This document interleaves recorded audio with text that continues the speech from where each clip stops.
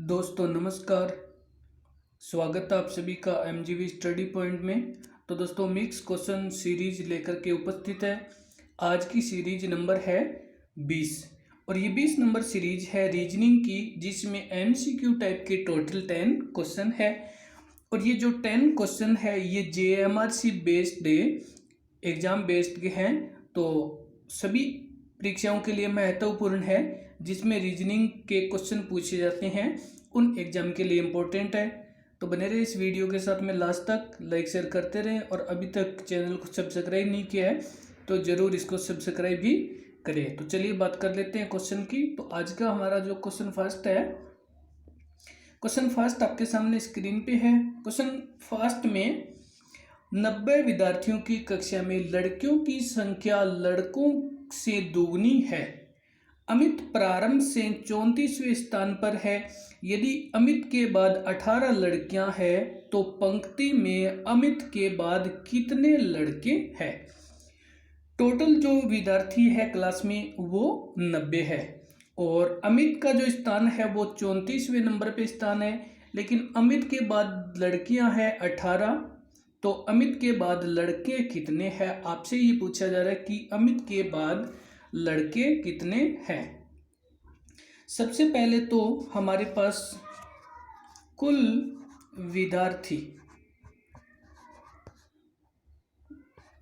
विद्यार्थी बराबर में 90। हमारे पास कुल विद्यार्थी 90 है और लड़के हैं जो हमारे पास यहाँ पे लड़कियों के दुगने। तो लड़के यहाँ पे हो गए हमारे पास, सबसे पहले तो 1/3 लड़के हो गए और 1/3 लड़के टोटल हमारे पास ये लड़के हो गए 30, क्योंकि लड़के जो दुगने लड़कों से दुगनी है लड़कियां, तो यहाँ पे लड़के हमारे पास 1/3 हो गए। और अब जो लड़कियां बची है, लड़कियों की संख्या हमारे पास होगी 2/3 इंटू 90 और ये हो गए हमारे पास 30 और ये 30 दुए 60। लड़कियों की संख्या 60 होगी और लड़कों की संख्या होगी हमारे पास 30 से। अब आपसे ये पूछा जा रहा है कि अमित का स्थान जो प्रारंभ से है 34वें नंबर पे और उसके बाद में 18 लड़कियां हैं और इसमें से माइनस करेंगे हम 1। 34 जो अमित 34वें स्थान पे और उसके बाद में 18 लड़कियां हैं, तो यहाँ पे ये हमारे पास हो गया 15 नंबर की जो टोटल हमारे पास जो आए हैं 15 नंबर हो गए। अब आपसे ये पूछा जा रहा है कि अमित के बाद, तो अमित के बाद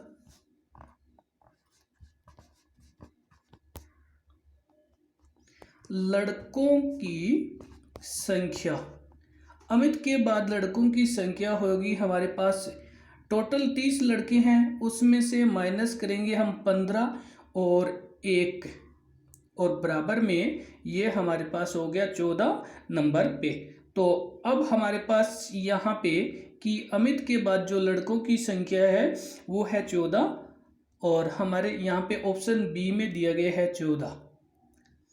और चलते हैं बात कर लेते हैं अगले क्वेश्चन की। तो आगे हमारे पास क्वेश्चन नंबर है सेकंड।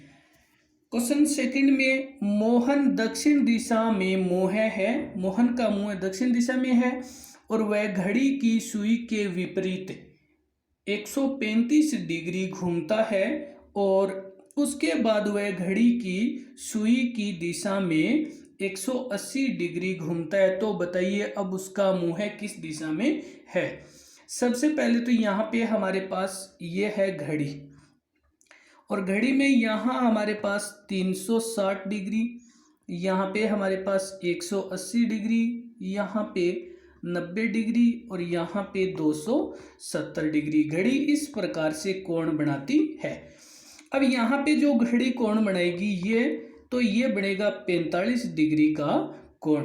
वैसे देखें तो यहाँ पे हम 0 से स्टार्ट करते हैं जीरो, जीरो के बाद में यहाँ तक आते आते 45 डिग्री, फिर यहाँ 90, फिर यहाँ पे जब हमारे पास कोण आता है तो ये बन जाता है 135, क्योंकि यहाँ पे 90 डिग्री है, फिर 90 और ये जो इतना सा कोण बनेगा वो 45 का 45 और 90 135 डिग्री हो जाएगा। यहाँ पे आगे 180, फिर यहाँ हमारे पास 180 के बाद आगे जो 45 इसमें जोड़ लिया जाएगा। तो अब आपसे ये पूछा जा रहा है कि मोहन का मुंह है दक्षिण दिशा में है, तो दक्षिण दिशा यहाँ पे नीचे दक्षिण होती है और ये नॉर्थ ऊपर होती है, राइट हैंड साइड में ईस्ट होती है और इधर वेस्ट होती है।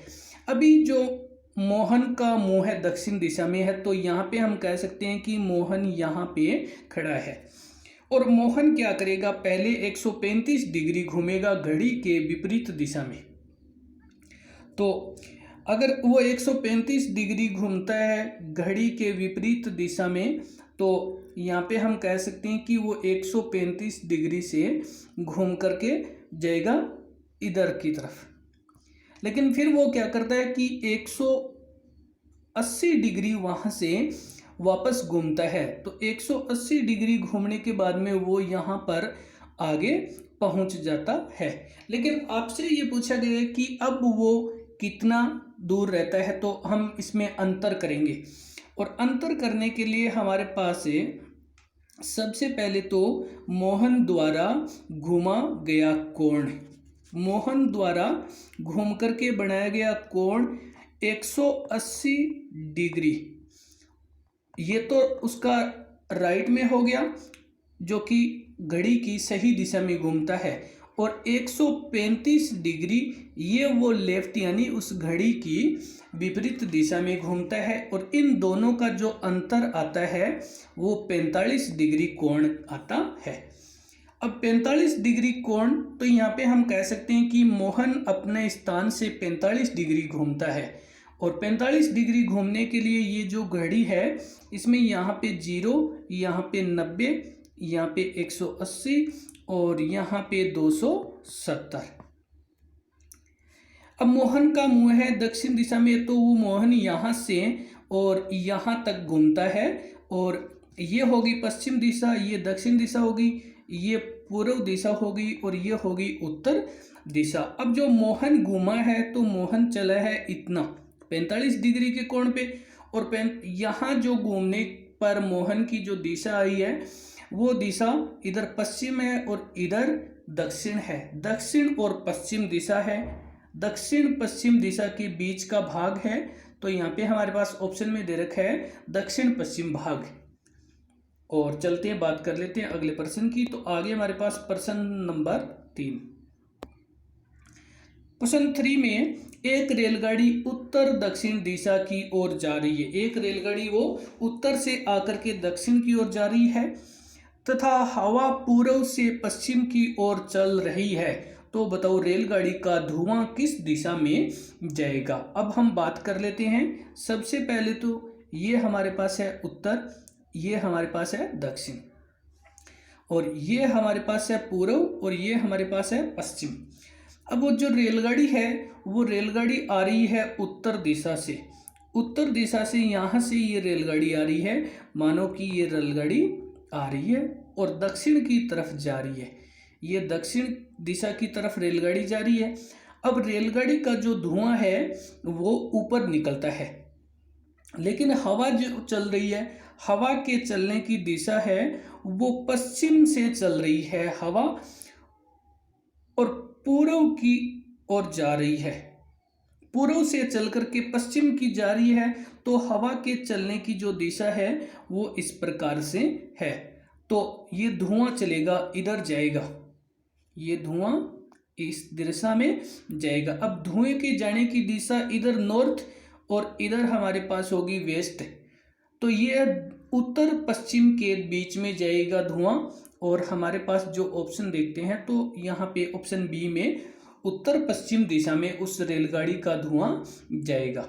और चलते हैं बात कर लेते हैं अगले क्वेश्चन की। तो आगे हमारे पास क्वेश्चन नंबर है 4।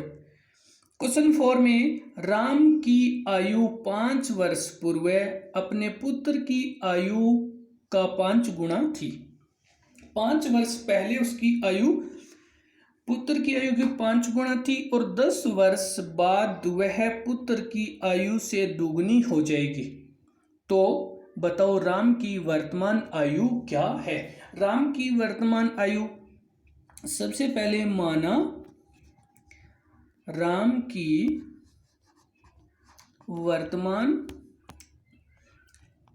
आयु बराबर x वर्ष और राम के पुत्र की आयु बराबर में y वर्ष। राम के पुत्र की आयु y वर्ष होगी, राम की x होगी। अब हम आगे करते हैं प्रश्नानुसार। प्रश्नानुसार हमारे पास है कि x माइनस 5, क्योंकि 5 वर्ष पहले राम की आयु और बराबर में कितनी थी, 5 गुणा y माइनस 3, 5 गुणा y माइनस 3। और अब यहाँ पे हमारे पास ये हो गया x बराबर 3y माइनस 10 और ये समीकरण हमारा 1 नंबर हो गया। ये 1 नंबर समीकरण हो गया। और आगे दूसरे में हमें ये कहा जा रहा है कि x प्लस 10 यानी 10 वर्ष बाद राम की आयु, और ये हो जाएगी 2 गुणी, ये 2 गुणी हो जाएगी, 2 गुणा y प्लस 10 हो जाएगी और ये x बराबर में 2y प्लस 10 और ये हमारे पास हो गया समीकरण दूसरा। अब आगे हमारे पास समीकरण 1 व 2 को घटाने पर, समीकरण 1 व 2 को घटाने पर, तो समीकरण 1 हमारे पास हो गया x बराबर 3y माइनस 10 और समीकरण दूसरा हो गया x बराबर में 2y प्लस 10 और घटाएंगे तो ये प्लस वाला माइनस हो जाएगा, ये जो है माइनस हो जाएगा और यहाँ पे इसमें से x में से x गया, 0 बचा हमारे पास, बराबर 2y में से 3y में से 2y घटाया तो यहाँ पे हमारे पास y बच गया और इधर आगे हमारे पास माइनस के होंगे 20, माइनस के 20 हो गए। अब आगे हमारे पास यहाँ पे पड़े हैं 0 बराबर y माइनस 20 और जब y को बाहर निकाला तो ये हमारे पास हो गया 20 वर्ष। ये आ गया हमारे पास y की 20 वर्ष। अब आगे आपसे ये पूछा गया है कि राम की आयु, तो यहाँ पे x बराबर ये 2 इंटू 20 और प्लस हो जाएगी 10, क्योंकि 10 वर्ष बाद तो राम की आयु 10 हो जाएगी और ये पुत्र की आयु हो जाएगी, पुत्र से दुगुनी हो जाएगी, तो ये टोटल हमारे पास हो गया 50 वर्ष। तो यहाँ पे अब आंसर है 50 वर्ष और राम की जो आयु है वो 50 वर्ष है। और चलते हैं, बात कर लेते हैं अगले क्वेश्चन की। तो आगे हमारे पास क्वेश्चन नंबर है 5th। क्वेश्चन 5th में दी गई श्रृंखला में प्रश्नवाचक स्थान पर कौन सी संख्या आएगी। तो यहाँ पे आपको एक श्रृंखला दी गई है और इस श्रृंखला में आपको यहाँ पे श्रृंखला में 99, 80, 63, 48, 35 और 24 आगे इंटरोगेटिव साइन है। हमारी जो श्रृंखला है वो श्रृंखला हमारी घटते क्रम में चल रही है। तो घटते क्रम में चल रही है तो पहले 99 हमारे पास किस प्रकार से संख्या हो सकती है। तो यहाँ पे ये हमारे पास 10 की स्क्वायर माइनस 1 बराबर में हो गया 99, क्योंकि 10 की स्क्वायर की तो 100 और 100 में से 1 किया तो हो गया 99। तो पहला हमारे पास हो गया 10 की स्क्वायर माइनस 1। आगे दूसरा, तो दूसरे में हमारे पास ये हो गया 9 की स्क्वायर माइनस 1 बराबर में ये 81 माइनस 1 बराबर में 80 हो गया। ये हमारा दूसरा हो गया। अब हमारे पास है तीसरा, तो तीसरे में हमारे पास है ये 8 की स्क्वायर माइनस 1 बराबर में 64 माइनस 1 बराबर में 63 हो गया। इसी प्रकार से आगे हमारे पास संख्या जिसमें 7 की स्क्वायर माइनस 1 बराबर में 7 सत्ते 49 माइनस 1 बराबर में 48। और इसी प्रकार से आगे हमारे पास ये 6 की स्क्वायर माइनस 1 36 माइनस 1 बराबर में 35। और आगे हमारे पास आगे जो संख्या है वो 5 की स्क्वायर माइनस 1 25 माइनस 1 बराबर में 24। तो अब आगे हम क्या करेंगे, यहाँ पे हमें करना है 5 के बाद में 4 की स्क्वायर माइनस 1 4 चौके 16 माइनस 1 बराबर में हो गया 15।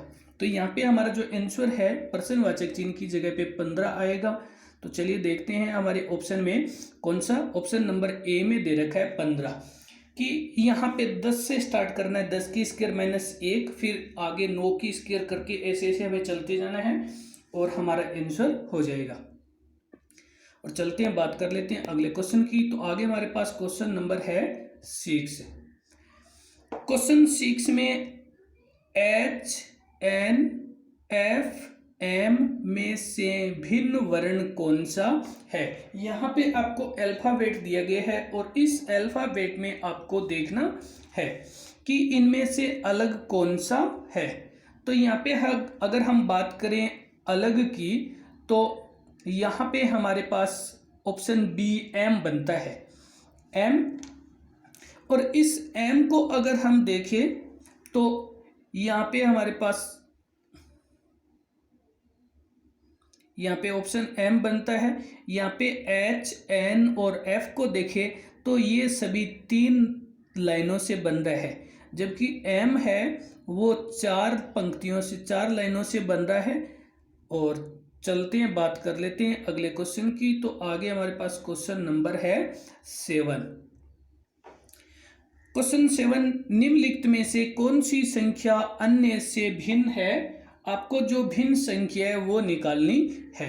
तो यहाँ पे हमारे पास 18 24 29 और 35 है और इनमें से जो अलग संख्या है वो अलग संख्या आपको देखनी है। तो यहाँ पे ऑप्शन डी है 29। सभी संख्या जो हमारे पास 18 24 और 35 ये संख्या है भाज्य, लेकिन जो 29 है ये अभाज्य संख्या है, ये अभाज्य है और ऑप्शन डी सही है। चलते हैं बात कर लेते हैं अगले क्वेश्चन की। तो आगे हमारे पास क्वेश्चन नंबर है 8। क्वेश्चन 8 में यदि ALL का कोड 25 हो और NOW का कोड 52 हो तो NONE का कोड क्या होगा। तो सबसे पहले तो देखते हैं कि हमारे पास ये ALL किस प्रकार से बना है। ए का कोड अगर हम बात करें तो ए हमारे पास 1 नंबर पे है, एल हमारे पास 12 नंबर पे है, फिर एल 12 नंबर पे है और टोटल करें तो ये बनता है 25। इस प्रकार से दूसरा बात करें NOW तो एन हमारे पास है 14 नंबर पे, ओ हमारे पास है 15 नंबर पे, डब्ल्यू हमारे पास है 23 नंबर पे। तो ये टोटल बनता है 52, ये टोटल बनता है 52। अब इस प्रकार से हमें करना है NONE। तो एन हमारे पास है 14 नंबर पे और ओ हमारे पास है 15 नंबर पे, फिर एन है 14 नंबर पे, फिर ई है 5 नंबर पे। और इन टोटल को अगर जोड़ना है तो ये बनते हैं सारे जोड़ने के बाद में 48, ये सारे 48 बन जाते हैं। तो यहाँ पे हमारे पास ऑप्शन ए में दे रखा है 48 की NONE। तो एन हमारे पास 14 नंबर पे, ओ है 15 नंबर पे, फिर एन 14 नंबर पे और फिर ई है 5 नंबर पे और इन टोटल का जो 48 नंबर बन जाता है। और चलते हैं बात कर लेते हैं अगले क्वेश्चन की और आगे हमारे पास क्वेश्चन नंबर है 9। क्वेश्चन 9, दिए गए शब्द में लैंडस्केप के अक्षरों द्वारा कौन सा शब्द नहीं बनता है। तो यहाँ पे आपके पास दिया गया है कि इसमें जितने अक्षर है उनको यूज करना है और नए शब्द बनाना है, लेकिन इसमें से कौन सा नहीं बनता है। तो आइए देखते हैं। पहला हमारे पास LAND, ये स्टार्टिंग के 4 नंबर लिए हैं। फिर आगे हमारे पास जो दूसरा है, तो दूसरे में N से लेकर के C तक लिए हैं, NDSC लिए हैं। फिर आगे जो हमारे पास C में CAPE, तो ये लास्ट वाले 4 अंक लिए गए हैं, लेकिन आगे यहाँ पे लिए गए हैं APE और ये T लिया गया है। तो ऑप्शन डी है, ये डी वाला शब्द नहीं बनेगा क्योंकि इसमें T नहीं है। हमारे दिए गए शब्द में T नहीं है, जबकि इसमें ये T दिया है। चलते हैं, बात कर लेते हैं अगले क्वेश्चन की। तो आगे हमारे पास क्वेश्चन नंबर है 10, जो इस क्वेश्चन वीडियो का लास्ट क्वेश्चन है। लाइक शेयर करते रहें। क्वेश्चन 10 में दी गई श्रृंखला में अलग पद ज्ञात करें। आपको यहाँ पे दिए गए हैं, उसमें से अगला पद ज्ञात करें। जो अगला पद कौन सा है, यहाँ पे हमें दिया गया है डी के बाद F। तो अगर हम इस पूरी सीरीज को देखें तो देखने से हमें ये पता चलता है कि इस सीरीज का जो नंबर यहाँ पे D और D के बाद E और E के बाद F के बाद यहाँ पे G के बाद H के बाद यहाँ I, J और J के बाद में यहाँ पे K और यहाँ L के बाद में यहाँ पे M, N और यहाँ O के बाद P। क्योंकि इसमें क्या किया गया है, प्रत्येक वर्ण के बाद एक वर्ण को छोड़ा गया है कि अल्फाबेट D के बाद यहाँ पे D को छोड़ दिया, E को छोड़ने के बाद में यहाँ पे F के बाद G को छोड़ दिया, H के बाद I को छोड़ दिया, J के बाद K को छोड़ दिया, L के बाद M को छोड़ दिया, N के बाद O को छोड़ दिया। तो यहाँ हमारे पास आ गया है P। तो P हमारे पास ऑप्शन बी में दे रखा है। तो आइए चलते हैं, हम देखते हैं ऑप्शन बी को। और ऑप्शन बी, तो यहाँ पे आ जाएगा अगला पद P। तो दोस्तों धन्यवाद वीडियो देखने के लिए। लाइक शेयर करते रहिए। नेक्स्ट वीडियो अपलोड हो तब तक के लिए धन्यवाद।